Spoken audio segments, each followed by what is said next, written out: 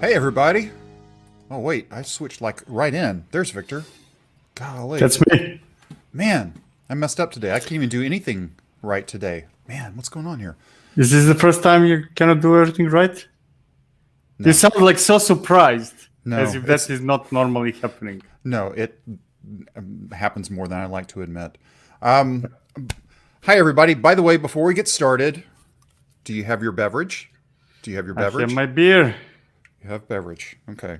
Yes. It's Friday. Here we go. There we go. All right. There's the official start to a Friday that I still have another 5 hours of work to do today. But it's a Coke, so there you go. So thanks for hanging out with us today live. By the way, if you don't know who we are, my name is Darren. This is Victor over here. And we are the co-hosts of a podcast called DevOps Paradox. And today is what we call DevOps Paradox Live. So if you're here live with us today, it happens to be Friday, August 14th. And there is no net, no safety harnesses, no nothing. Anything can and usually does go. And we've got Vladislav in the house today. Vladislav, happy Friday to you as well. So let's jump right into it. And you are recording, right? I am recording, yes. Okay, good. All right. If you're watching this or watching the replay, it'll make more sense later. Let's start with one of the things. It rarely does make more sense later. But it doesn't. Let's roll But that's with fine. Yeah. I like to think that it does, but it doesn't. Pamerium. Very interesting project that I saw this week. It's at 0.1. So that means it's 0.1. I'm pulling the window up here. Give me just a second. So, but the story behind it sounds very interesting. Use identity, blah, blah, blah, blah, blah, blah, blah, blah, blah, blah, blah, without a VPN. They had me at without a VPN, right? This is a very interesting concept that if I don't need to set up VPNs, and their picture here shows it pretty interestingly, on-premise goes this way, remote users go through the firewall, but then it's automatic access. It'll be interesting to see how this goes. I cannot say that I understand really what they're doing, but I heard no VPN, and that makes me want to invest in their company. Right. That's sort of right here in the center. No more clunky VPNs. Both remote and on-premise users can just use their browser to get what they need. The story sounds very, very compelling. We'll wait and see what really happens. So that was just the first quick little bit of news for the week. We actually have some really big news. Hey, thanks, Fran. We rock. We rock. Okay. I won't break out my 80s screams because my voice, I've been on a phone call for 4 hours up to this point and my voice is shot. So next big thing. Now this isn't as big, but one of our friends over in the Lean Pub community, Jeff Gearling. Jeff, if you're watching this, I apologize for completely butchering your name. I even actually watched a video of you saying your name and I still messed it up. If you have never seen the Ansible for DevOps book, he just published a second edition. This is a great book. Anywhere I've gone to clients and I hear that they're using Ansible, the very first thing I ask is, have you read the Ansible for DevOps book? No, we haven't. I send them this. It's $10. It's great. It's a great book. If you've never worked with Ansible, this is a great getting started. It's worth $10. But this post is very interesting because we've had people come to us. It's like, well, what's it like being an author? What's it like being a course producer? All these other things. Jeff goes into the dark and dirty of self-publishing for tech books. And his biggest point right here, let me actually bump it up a couple of notches. Victor, would you agree with this sentence? Oh, yeah. Kind of, don't be a fool. You will not, so let me put it this way. You will not earn money to live from writing a book and publishing it. And you will not, and you know what? You will not earn enough money to live from writing 2 books, nor 3, nor 4, nor 5. You get some income, I give you that. You cannot live from publishing books, period. Yeah, like this one too. So anyway, and he's also sorry. Yeah, publishers. Yes. I'm not going to ignore publishers completely. Yeah. Tell them to bug off. Yeah. If you're interested in writing a book, obviously most everything that Victor has produced is on LeanPub. Now, you did do the DevOps Paradox, which is how we named the podcast and the show. That was through Packet. Packet? Is that Packet? Yeah, Pact. Pact. I never say their name right either. I mess up everybody's name. But buy it on LeanPub, because that way Jeff gets more cash. Yes. If you need to, if you need to have a piece of paper, buy it on LeanPub and then go buy it on Amazon. That way, because he doesn't get hardly squat off Amazon. I can speak to that based on the number of books that I published with my wife. But he's also working in Ansible for Kubernetes. Now, he's gone through some health issues recently. He actually just got out of the hospital, I think, on Monday or Tuesday. He's doing fine right now. But if you've never looked into Jeff's stuff, you should do it. Also, he did publish recently an Ansible 101 series on YouTube. Completely free. Go watch it. The links for everything that we're talking about today will be down. If you're watching on YouTube, it's down in the description. If you happen to be watching it on our cool new website, which is DevOpsParadox.com, it'll be down in the show notes right below. But good series. I watched it on the in-betweens when he produced it a while back, so it's fun. He basically went through the edition 1 of the book and then went through it chapter by chapter. It was pretty cool.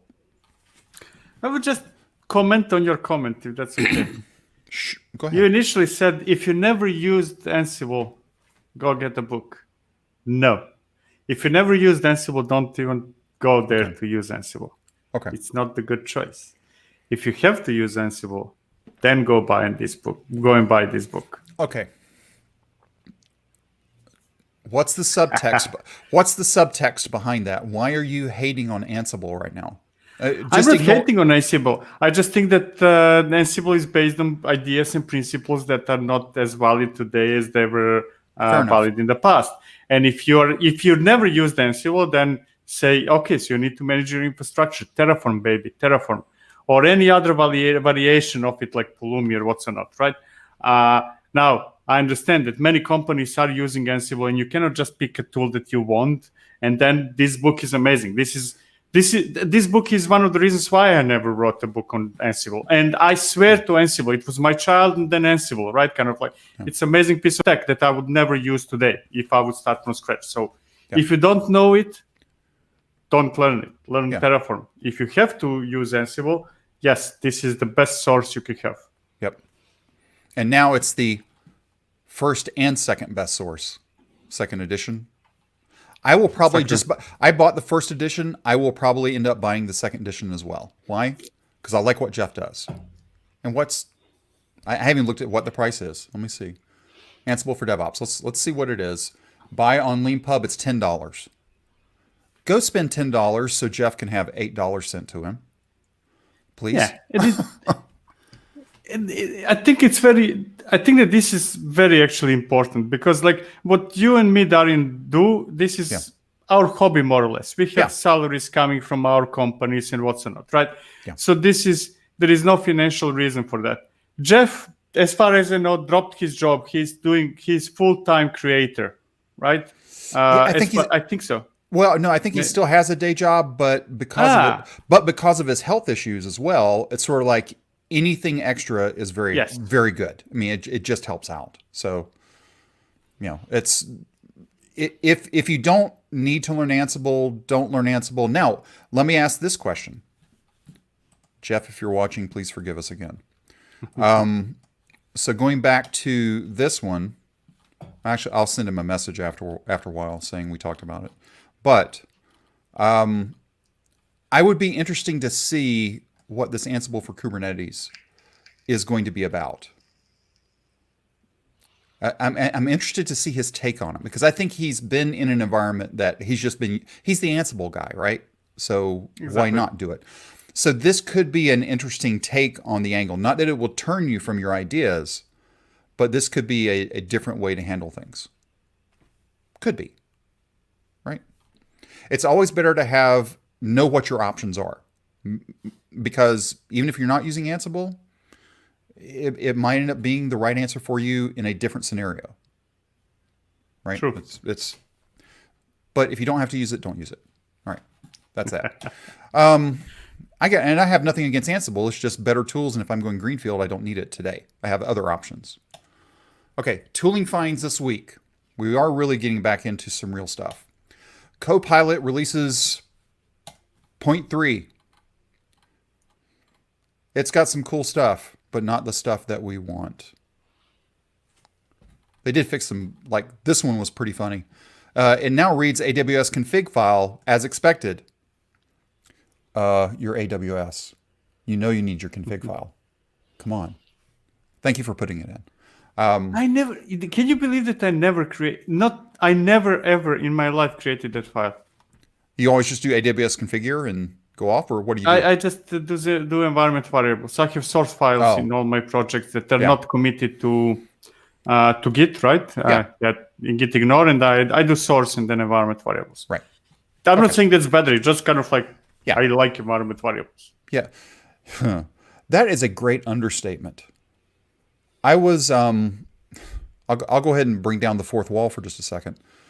I was doing some proofing on the catalog book last night, not on the course, but on the book. I was going through stuff. It's like, good grief, all the environment variables. You need to come up. Okay, so you're Mr. Environment Variable. We've got to come up with some way to get these things under control. Holy cow. Yeah, but you need to know one thing is that I have two rules when I write books or courses or stuff like that. First of all, I make no assumptions, right? Right. I'm not going to assume that you have this file, that file, this file, whatever. No assumption, as if you just bought a computer yesterday, right? Right. Second, everything needs to be done. You need to be able to do everything explained by copying and pasting all the commands from a gist, right? Yeah. So that means that, if I would replace those environment variables with the echo that would create that config, that wouldn't be shorter. Right. No, I know. But still. But anyway, I get it. I do get it. But here's the ugly underside of this, and we've talked about it before. Issue 1177. We want to use an image, not a Docker file. It still hasn't been assigned yet. It's still open. Dave, are you listening? Dave. It's not that hard, Dave. I know it's not that hard. I'm not coding 8 hours a day, but I know it's not that hard. We love you, Dave. Dave. Are you awake, Dave? Go upvote this one, 1177. The link to this is down in the notes. Now, next one. This is the app I've been trying to remember for the past, I don't know how many weeks. InfraApp. These are the guys that have the cool looking. These are the guys that write Docker Desktop, and it's Kitematic and all the other stuff, right?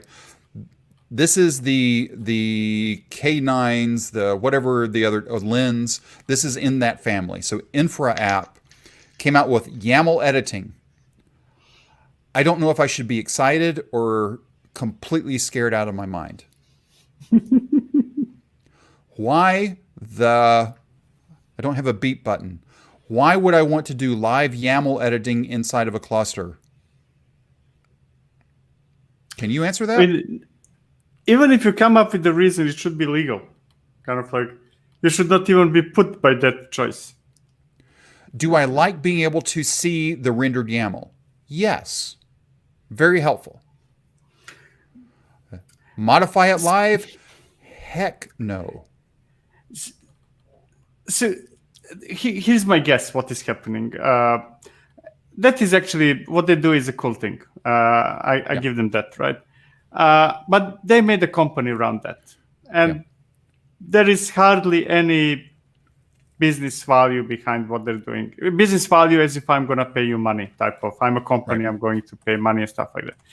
And then I think that they're trying, and this is a market that is so saturated with cool free stuff, kind of like you if you want to manage a Kubernetes cluster in an editor, look at Octant, right? It's amazing.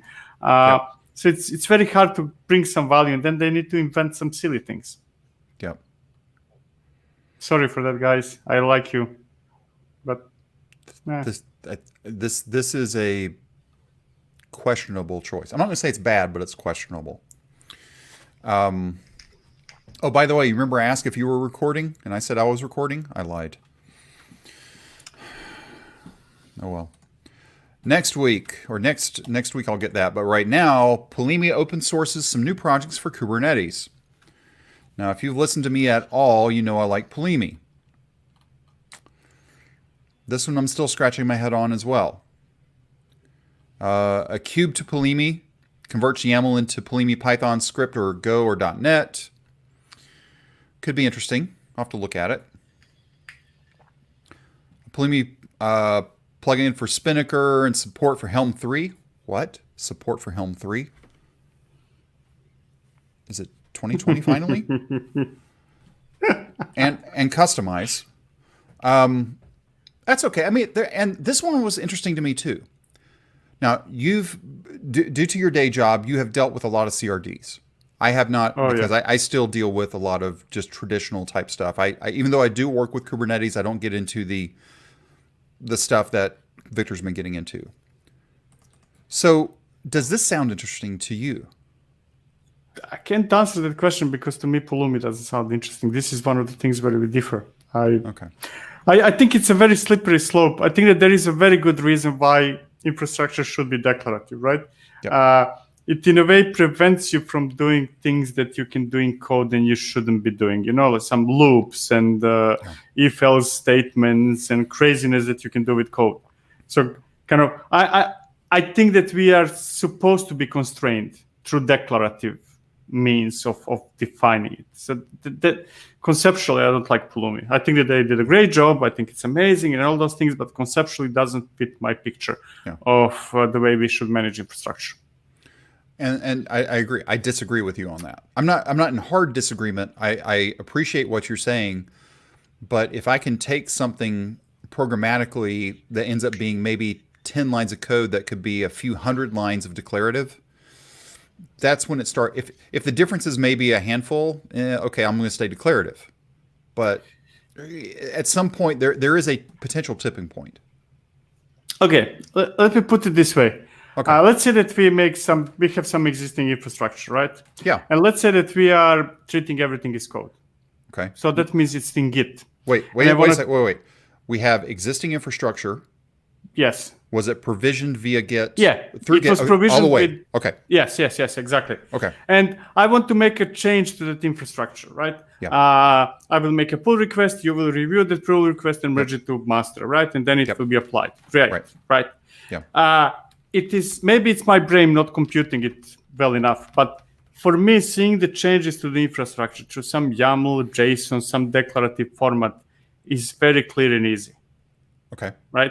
If I need to hunt kind of through code, you know, this I changed to this function which is invoked by this function and that function, it's just going to complicate my review process. It's going to prevent me from easily understanding what the heck do you want. Yeah. Right? And I know that you can write code nicely. Yeah. And I know that you can do that in Go or Python or whatever so that it is still easy to comprehend and review, but it is inviting trouble. Chances are that you're going to go crazy. Yeah. But just as people go crazy, let's say with CI/CD pipelines, right? Yeah, you can define them through code. Excellent. And then people write thousands and tens of thousands of lines. It's wrong. Yep. So, and going back to your using Git, if you're using Terraform today and you're not using Terraform Cloud yet, and you're just trying to figure out, or maybe you can't use Terraform Cloud for whatever reason, take a look at Atlantis. It's an open source project. It's run atlantis.io. It'll be down. I'll add it to the show notes later. But you open up a Terraform pull request, It does all the Terraform things. So you never even run Terraform apply. And you can comment, you can approve, just like here, you'd say Atlantis apply, and off it goes. This is cool.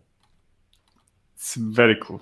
Very, very cool. Huge recommendation. I cannot say how big of a recommendation because it's huge. Much like when I've gone into clients and they say, hey, we're using Ansible, and I ask, do you have the book? And if I hear the same thing, is we're using Terraform. It's like, are you using Terraform Cloud? No, we're just running it by hand. This is the first thing I send people to. This is amazing. Absolutely amazing. To me, it makes Terraform bearable. It makes a difference between you as a single person managing stuff and you being part of a team. Part of a team. That is the difference that it makes, right? Not necessarily Atlantis, right? But the principles behind Atlantis and the logic that it tries to enforce is the difference between being a lone wolf and working in a team. Now, and you could argue it's like, well, I've got remote state, but remote state doesn't give me the ability to make comments on, do approvals from an audit perspective. This bubbles out potentially compliance and governance items that you don't even think about. Yeah. So this is the reason why. Is it perfect? No. Is it good? On the scale of okay, good to great, this is between good and great. Exactly. I think the current great is Terraform Cloud. I think that is the current great. But even then, I'm still trying to figure out parts of it that I'm not sure that I like. I'm not against them, but I'm trying to figure out the opinionation there that I can't get my head around. Terraform Cloud, to me, it tries to be too much, right? Because they charge a lot of money for it. And it's just too complicated, too much. I really don't need too much. I need to store my Terraform configuration in Git. Yeah. I need to be able to create a pull request. I need to be able to review and do all the good stuff that we do with pull request, independently whether it's Terraform or not, merge it to master. That's what I need. Yep. Anything beyond that is going towards me saying too much. Yeah. Atlantis, big thumbs up. So quickly, and by the way, for everybody that's here live with us today, thanks for showing up live. We know it's a little bit later than normal, but again, I had a client call that ran until a little after 2 p.m. Eastern today, so we had to do it a little bit later. But Victor's still awake. It doesn't matter. So let's talk about the news of the week. Now, on what we consider probably the biggest news of the week. The biggest news of the week is our podcast episode this week of Is Docker Back? And we talked about the Docker, what is it? It was for ACI and for ECS. What's their phrasing for it? I'm drawing a blank. I'm not sure what you're trying to say. So. Well, no. So Docker in the Edge? No, experimental. What are they? Edge or experimental? Edge channel. Edge. Yes. Edge channel. Yes. So in the Edge channel, now you can automatically deploy from a Docker binary automatically to ACI, as well as to ECS, sort of. That one's lagging ACI at this point. Yes. Right. It's good. But it's also, there is a difference in complexity, right? ACI is simple. Yeah. I can replicate that with a script. Yes. ECS is hell on earth. Yeah. But very durable. Yeah. Yeah. So very durable, as if no escape from that hell. Okay, come on. He said no limits. I did say that, and that's true. So that was, we had recorded that episode a few weeks back, and of course it's edited and it got released on Wednesday. But little did we know that our friend Carlos tweeted, was it yesterday? Was it yesterday? It was the 13th. It was yesterday. Yesterday, yes. Docker introducing a container image retention policy. There is no way we could have put together our episode releasing this week and this bit of news.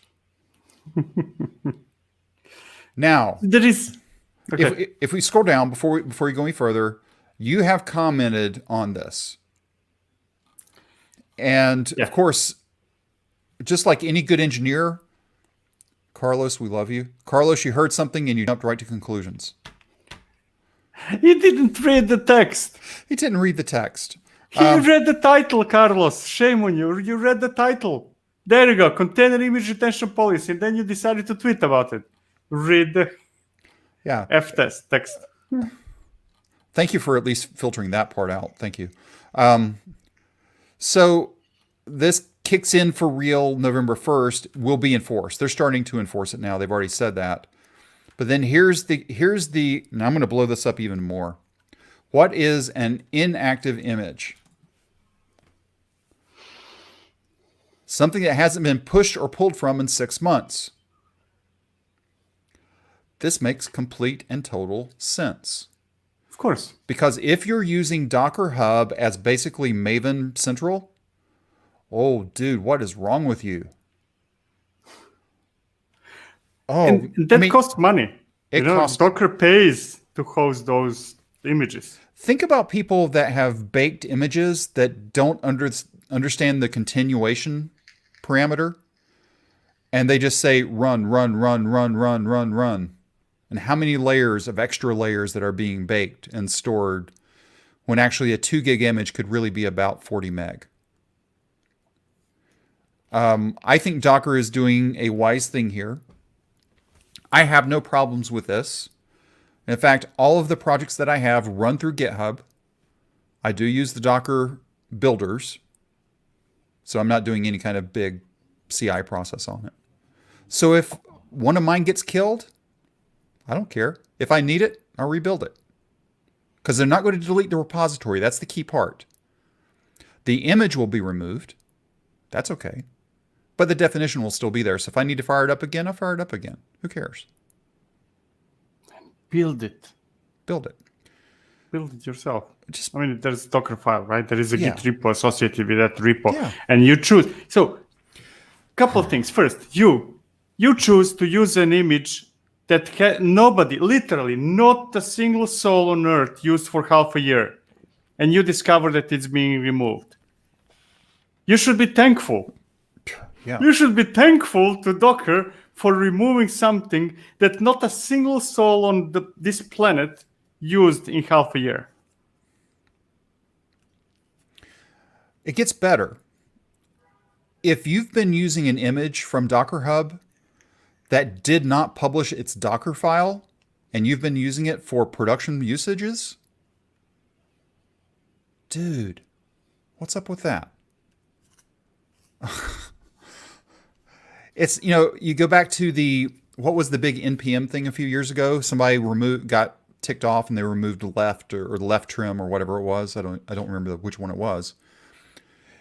If you have dependencies on stuff that you need to build your products and you don't have those locally and you're trusting the internet, look, you're listening to us right now. You're trusting the internet? Come on.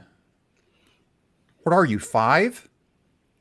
I mean, come on. Silly. So I think this is good news, but it is also, I think, a sign that Docker is cutting on costs. Yes, they have to, right? And also that Docker is now very confused as a company, as if, okay, so how are we going to pay our salaries? Let's look at it right here. And that's normal. Yeah. Everybody needs to earn money for their business so that they can contribute to open source. That's perfectly fine. But Docker hasn't figured out yet how to do that. Docker Hub stores more than 15 petabytes, not terabytes, petabytes of data. 6 months, no touchy at all, 4.5 petabytes. Now, Docker Hub is reasonably distributed. This ain't cheap, people. It's not just 15 petabytes of data. It's probably a few replicas of 15 petabytes of data. Docker, good on you. I'll back you on this one. But there is another news that did not go as viral as this one, Okay. which is raises much more concern, is that free plans will be limited. Now, I really don't remember anymore. 100 pools per, I don't remember what period of time. So for a given period of time, you can pull an image 100 times. Now, that is very problematic. Because what happens when you're building an image that has a base image on, let's say, Nginx, and that happens to be pulled, and it's a very popular image, right? And it's free. And it happened to be pulled already 100 times by somebody. And with, let's face it, Nginx, for example, just using example, it gets a lot of pulls, right? So your build will fail if it depends on that image. Your deployment of an image will fail, and so on and so forth. Now, that is a very problematic move. Very, very problematic. That's the real problem that is happening. And don't ask me where I read it, but it came at the same time as this retention policy. Yeah, that one I haven't found yet. I'm still looking through the docs. It can be always interpreted as Victor invents stuff, but I guarantee you it's there. I just don't bookmark stuff, right? Kind of. Yeah. But yeah, you can pull things 100 times if they're in free account for a given period of time, which I don't remember what the period of time is. That will break projects massively. Massively. Now, I understand. I mean, I trashed Google a lot the last couple of years. I understand. Kind of like they cannot allow themselves to be so vested into free stuff now that they have no prospects of earning money, right? It's not like GitHub. If GitHub would say that, something in that direction for all the free repos of all the open source projects, I would be I would be yelling at everybody I could, right? But GitHub has a business model behind their business, right? So they can allow themselves to do those things while they're earning money on the other hand, and that's also free marketing for the part that earns money and everybody happy, right? It's a mixture, healthy mixture of healthy business with open source and free stuff. And one feeds another. Docker needs to start charging for things, and there is not much to charge except things like this. But it will break internet. We're going to have so much trouble. And I can't find it. If we find it, we'll put it in the show notes. But man, that's that could be bad. So again, this is another reason why you need caching of dependencies. I'm going to say local, under your control, whatever that really means. If you need something, you need to keep a copy of it, because if it gets whacked, don't go complaining because you were pulling something for free. Now, if what you're saying is true, and I have no reason to doubt it, it's because of the egress cost of data. Think about, what if they were having to pay a 15 petabyte transfer fee every month? How many zeros are in that bill? That would be crazy expensive. So, did you find it? No. Okay. Sorry. That's all right. Google it later. Yeah. I mean, I'm not telling you that, and I'm telling everybody listening. No, Google it. I get You'll it. find it. But that's kind of, and this raises another set of questions. It's kind of, there are few companies or projects on which modern software development depends. Like that's GitHub, and that's many others, and among others like NPM stuff, right? And that's Docker Hub. And it is a very, very seriously dangerous situation where such a big part of industry depends on something that doesn't have a business model.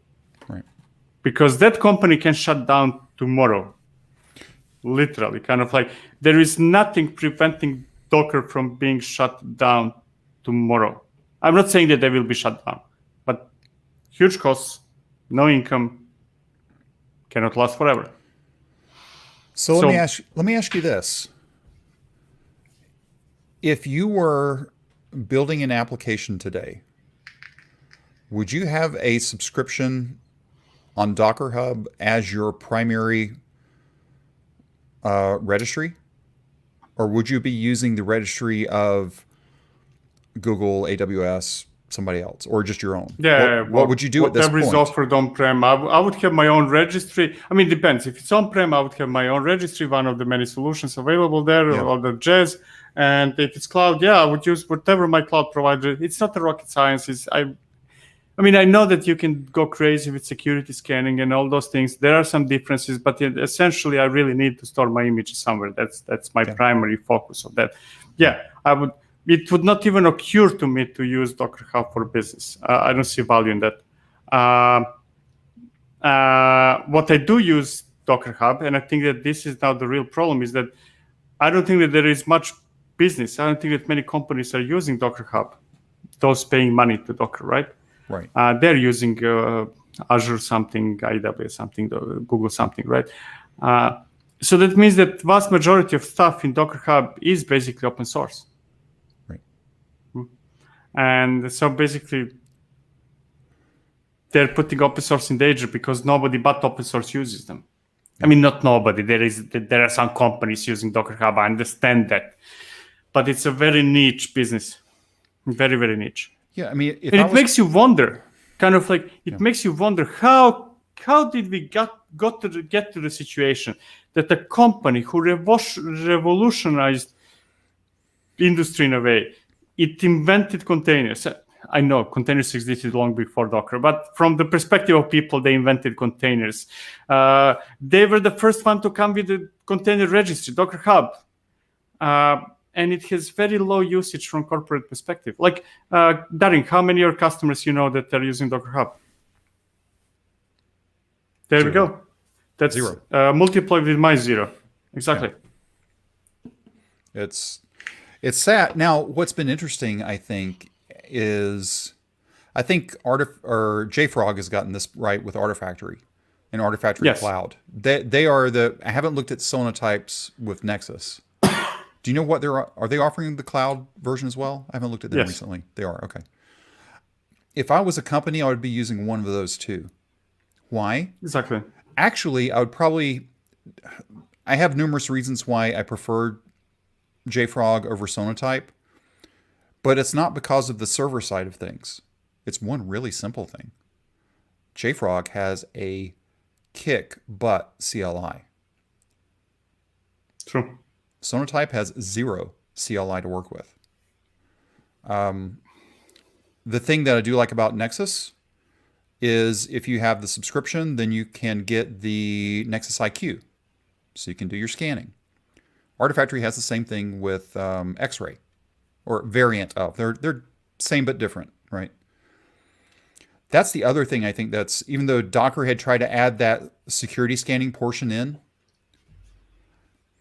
I think now that both JFrog and Sonotype have that, there's no differentiation, at least that's table stakes now. Now, if I'm doing real scanning, I'd pull in somebody like Snick, our buddy Patrick, right? Bring them in to do the real deep scanning type stuff. Or what was the other one? There's a C one too. I don't remember. But too late for me to think. Yeah, I know. I'm sorry. Well, I know it's surprising you said too late. Or is it too late into your can of beverage? Is the reason why? Too late to think, not too late. Okay, not too late to drink. Okay.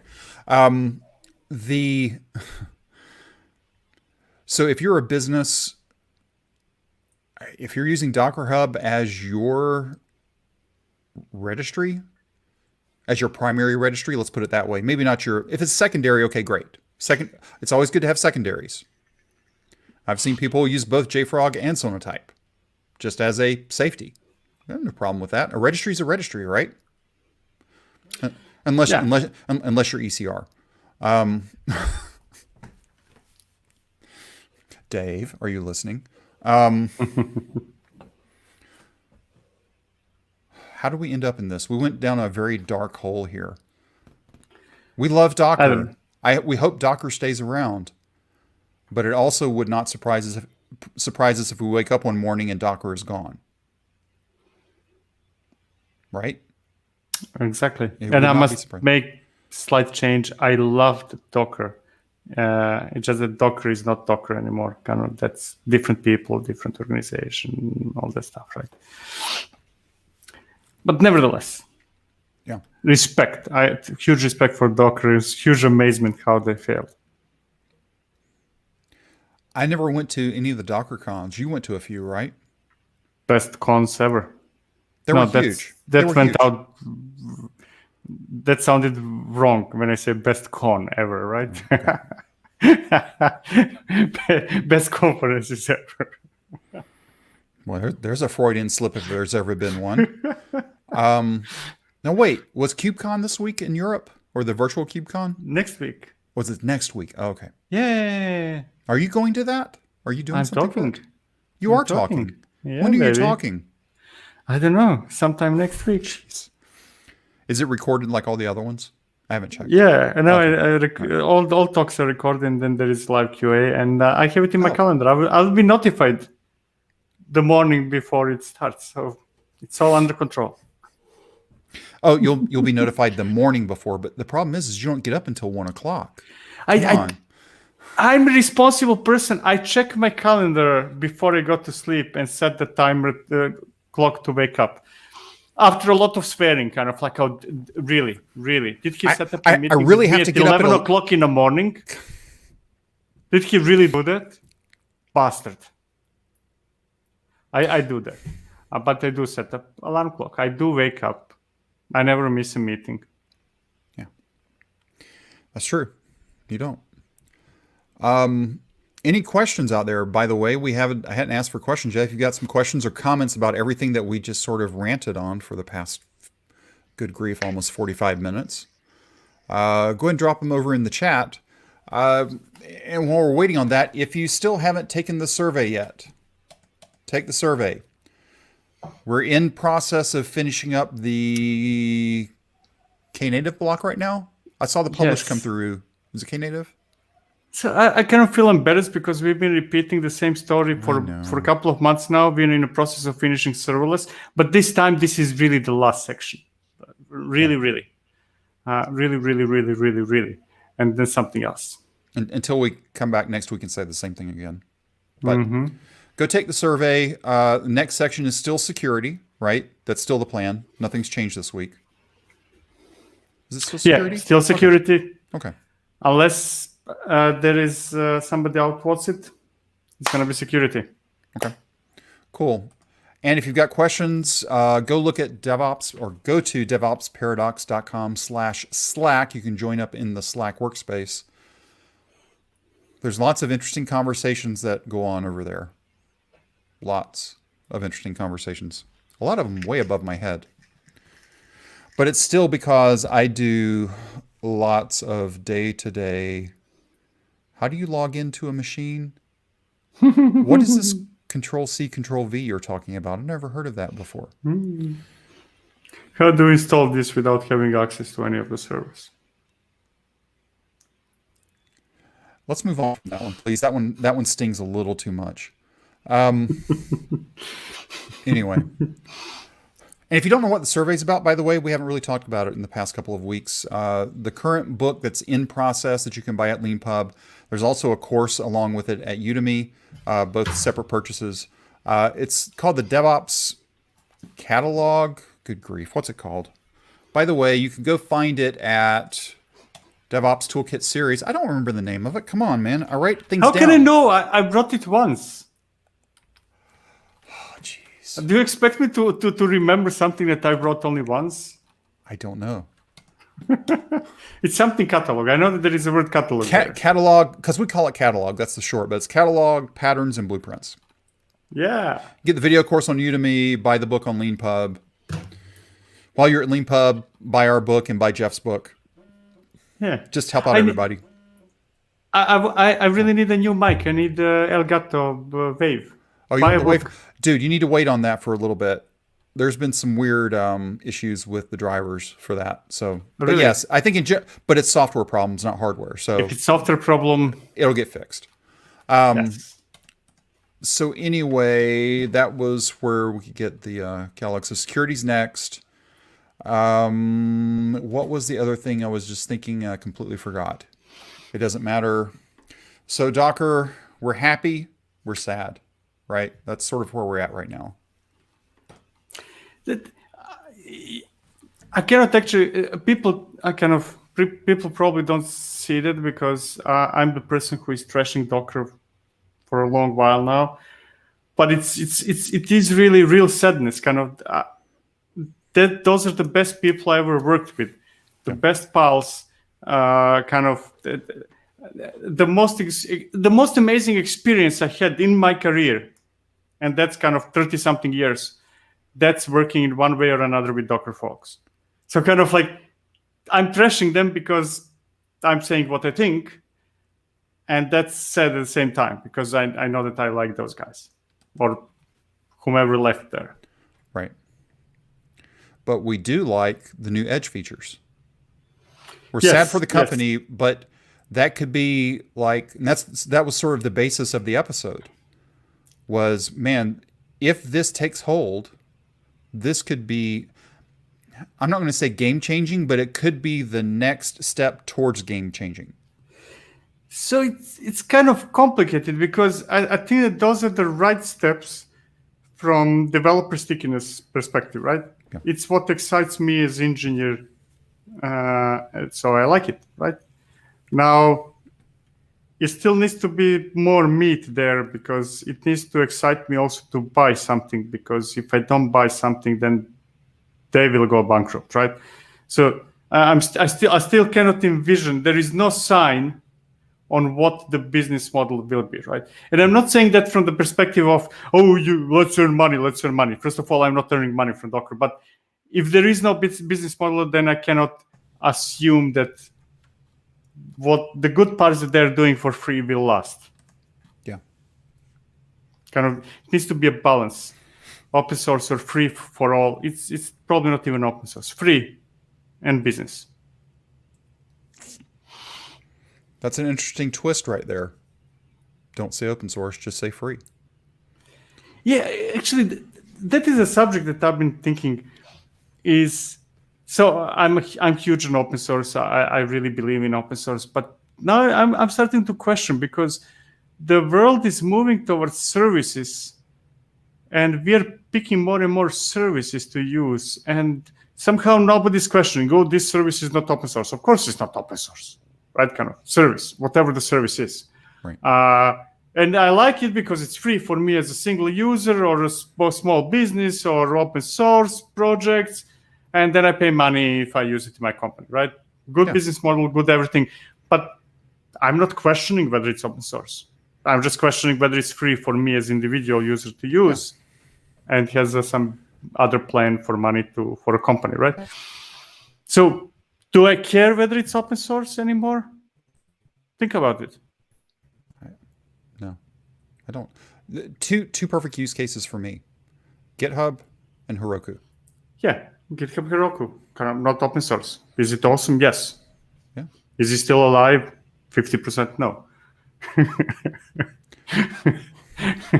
But yeah, it doesn't have to be open source. Right. But it's free. There are free tiers that I can do reasonable work. I'm not completely hamstrung. And if it scales bigger and I need more, I make the decision. Do I want it to grow? If I do, I pay cash. If not, I keep hobbling along. It's that simple. So kind of over time, I'm seeing value in open source more and more, not from the perspective I'm not going to use it if it's not open source, because I'm using open source less and less. I'm using services more and more, but more from perspective, is this a reliable investment in a service I want to make? Yeah. Like Google Cloud Run is not open source and I have absolutely no problem using it. But I like that it's below it is Knative, which is open source, which gives me peace of mind that tomorrow I can say, bug off Google, I'm moving to Azure, I can still run it, right? Right. So it's more important for my evaluation of not open source than open source itself, if that makes any sense. Yeah. Your take. Do we like it to be open source? Sure. Got no problems with it. But if I have a commercial-based product that's free that outdoes an open source project, sorry, I'm going commercial free for now. Do I know that there may be some trade-offs in that? Yes. but it's what it is. But we're getting sad again. Don't get sad. It's Friday. It's Saturday somewhere. I guess I'm getting sad. I've really enjoyed working with my client this week, and I'm working with them again next week. But the problem is it's from 10 a.m. to 2 p.m. Eastern, which means basically I have like a 5 or 10 minute break, 5 or 10 minute break to where I grab some pork skins or chips. And then I ate, like right before we went live today, I just finished eating my lunch. So it's like I'm off. Basically, I need to do what you do, is I just need to sleep until like 8 o'clock and then get up and work that way. So it'd feel more like working till lunch. So now 8 o'clock? No, a.m., not p.m. Sorry. Yeah, I know. I don't remember last time. 8 o'clock. See, again, we've talked about this. That haven't happened. Again, see, you and I almost sleep the exact same time. Our heads probably hit the pillow at the same time. More or less. Except mine is 10 p.m. usually, and yours is 4 to 5 a.m. There you go. Now you know. I can't do that anymore. I just... That's because I'm a nice person. That's for respect for my colleagues in US. I want to be able to work at the same time as my colleagues. Let's move on from that, please. So, no other questions came in, interesting, or comments. I'm just hoping for a couple of comments or questions. We haven't seen Moz and we haven't seen Neil for the past couple of weeks. That's sort of weird. Maybe they're on vacation. Vacation time, baby. It's still vacation time, right? I have to keep remembering that. It's still vacation. Schools start up. In fact, I was out for a walk this morning. The school buses were driving around. In the county I'm in, everybody's going back to school. The county next to us, all virtual all year. No, this upcoming school year, whole year virtual. Okay. Yeah. The county next to it. Well, actually, are they all year or first 6 months for sure? But it'll probably go all year. But our school system, oh no, you're going to be in class day one. You'll be in. Now they are only going, I think it's 2 days on, 2 days off, and then everybody on the 5th day is remote. So it's 2 in class and then 3 remote every week.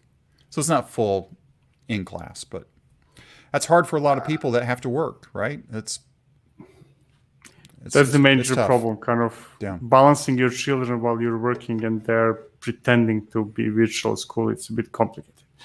But so the problem is that when you're very young, let's say 8, 9, 10, 11, kind of you need that human contact with your peers.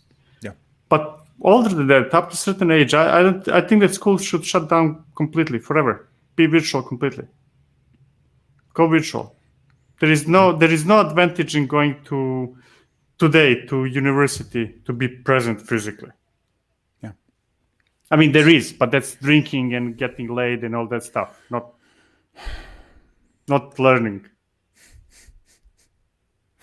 The things that parents have to pay for, right? That's what exactly. It is. Yeah. Oh, well. Okay. Well, I think that's it. Next week's episode, talk about something for a minute. I can't remember what we're talking about next week. I think I remembered, but I already forgot it. This week was about Docker. Next week is, I know it because it's been about 3 weeks since we recorded it, so I don't remember. Containers as a Service is coming up this week. That's what this is. Yes. So that will be coming out this coming Wednesday, 6 a.m. Eastern, if you're needing something to listen to while you're out walking around. Or if I don't remember what I said in that episode, but if I said what I think I said, it's going to be ranging from useless to amazing. That's probably Containers about it. as a service. Yeah, but you just ruined You ruined the whole episode in one sentence. Oh. Go listen to it anyway. At least make my heart feel good, even if Victor just put a sword through it. Okay. So that'll be coming out. And then we have some episodes coming up next week that we are recording that will come out in the next few weeks. We're still about 2 weeks ahead now, I think. So that will be interesting. And we're toying with an idea. Are we? We are. We are. Okay. The idea that we're toying with goes back to what we were talking about with Terraform and Atlantis. And using Terraform to potentially manage everything, not just your infrastructure, but everything, including your applications. And based on just our side conversation, we're reasonably in alignment, but we're thinking that's going to be probably a good episode for everybody to hear. Because I've seen some strange patterns probably in the past 12 to 18 months that just don't look right. That work fine for now, but in about another 10 to 15 months, things are going to go completely sideways. Okay. No, if you see my mouth, you will see my reaction, and it will reveal what I'm going to say. So I'm not going to say anything. So that's fine. So there's probably going to be an episode about something like that. But if you've got questions about stuff like that, or you're seeing weird patterns, again, go join up in the Slack channel and tell us what you're seeing. If you have some comments about using Terraform, what else would we put into that same lump? Terraform, Ansible, Pulumi, any of those types of tools. Chef and Puppet. Does that exist? Yes, it still exists. CF Engine. No, I don't see that anywhere. Using that as your silver bullet, we're going to have some discussion or probably discussions about that. Because it is 2020. Is it still 2020? Yeah, it is. Yeah. Okay. All right.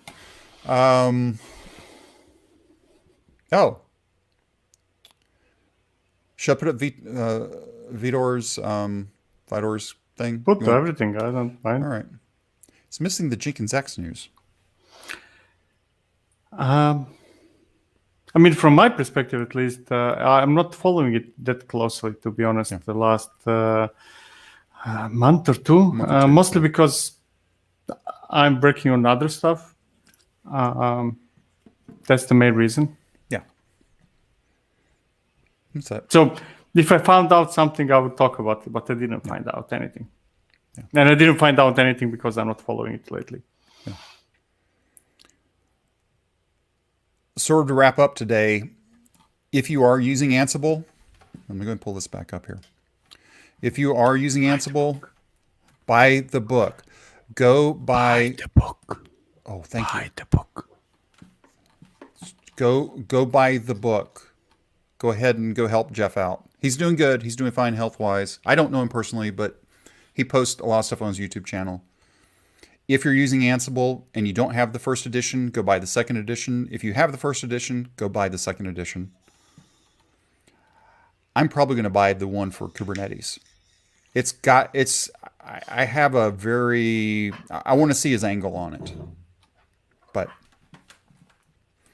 Jeff, if you're watching this, stay well. We'll see you over in Lean Pub. Is that it for today? I think it is. I think it is. Next Friday will probably roughly happen about the same time. Well, Friday always happens at the same time.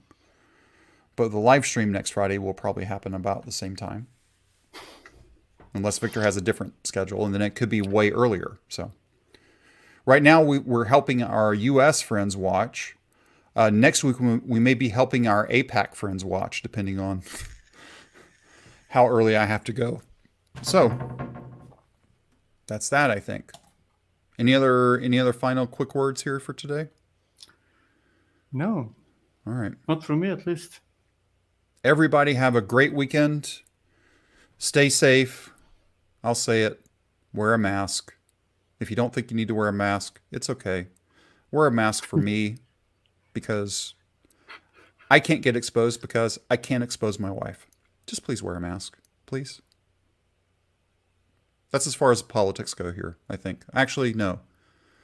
We talk more politics, but it's not about real politics. It's more about politics of tech. You're such a nice person, Darin. What? Can I do my interpretation of the same message? Wear the freaking mask. Please. All right. Thanks, everybody. Have a great weekend. We'll talk to you next week. And also remember that Containers as a Serverless episode comes out next Wednesday. Do not miss it. See you, everybody. Oh, wait. That didn't work. Fail. Okay, here we go. See you, everybody.